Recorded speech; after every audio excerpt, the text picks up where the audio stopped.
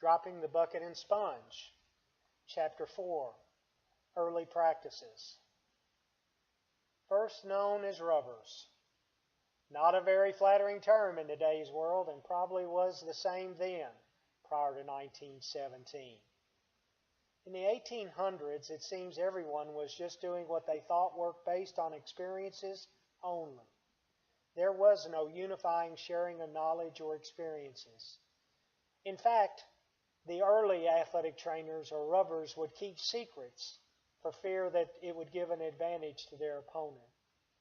Coaches had to be happy. Only the most severely injured missed practices, and those that weren't severely injured were pressed into practice or games because it was seen as part of their treatment. We all came by our work ethic based on our history, I believe, working noon to midnight for the cause. It was true over a century ago, and in many cases it's still true today. A bucket and sponge were the only early athletic training tools. Fashion, braces, and equipment is not new. They used them at the time for their athletes. I think the turn to make us a better profession, not rubbers, began with the first team physician, Dr. William Conant, in 1890 when he was hired by Harvard. I think another interesting point here is it's interesting to read about Dr. Virgil Gibney and the origin of the basket weave in 1893. I'd always heard the Gibney basket weave, and I've practiced it for nearly 50 years, but I can't say I ever met Dr. Virgil Gibney until I read Dropping the Bucket and Sponge. I think it's also interesting that Johnson & Johnson got into the tape business very early, and that the origin of Zonas tape was their first tape product, and that it was named because of the zinc oxide used to manufacture it.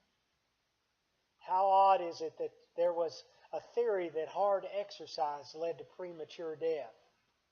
My, how that has changed, not discounting the few who do die a premature death from conditions that we don't know about.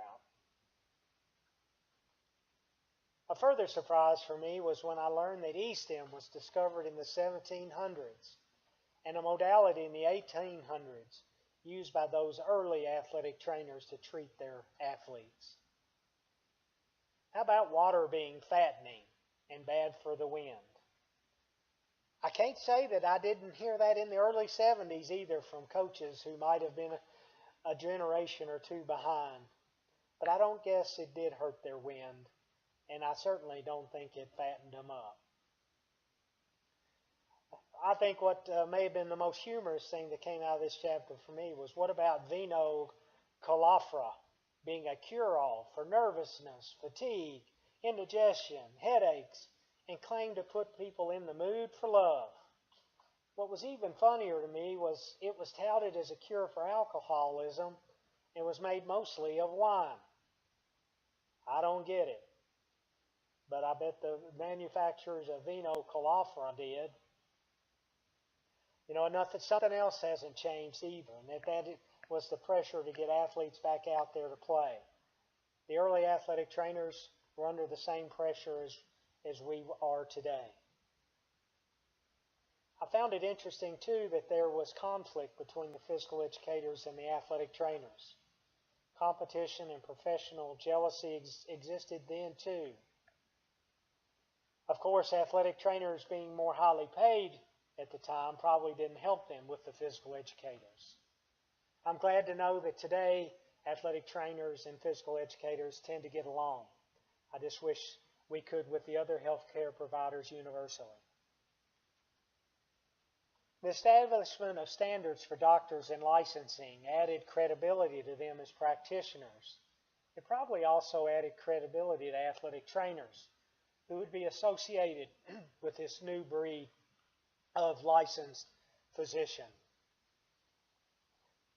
I think the early practices leads us to understand that what grew from that was actions and necessities that were brought on by further education research, and the ability to adapt to do things better.